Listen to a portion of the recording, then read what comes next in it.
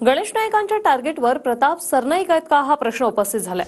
प्रताप सरनाईकांच्या मतदारसंघात गणेश नाईक यांचा जनता दरबार, पालघरमध्ये गणेश नाईक आता जनता दरबार घेणार आहेत। मी देखील पालघरला जाऊन जनता दरबार घेऊ शकतो असं प्रताप सरनाईक यांनी म्हटलंय। जनतेचे प्रश्न सोडवत असाल तर जनता दरबार घ्यायला अवघड काय असं देखील सरनाईक यांनी म्हटलंय। ठाणे आता नवी मुंबईमध्ये 28 तारखेला जनता पालघर जिल्ह्यामध्ये अधिवेशन 3 आठवड्याचे 3 तारखेला सुरू होतोय आणि त्याच्यानंतर मार्चच्या शेवटच्या आठवड्यामध्ये पालघरला जनता दरबार होईल, ते ठाण्यात पण होईल।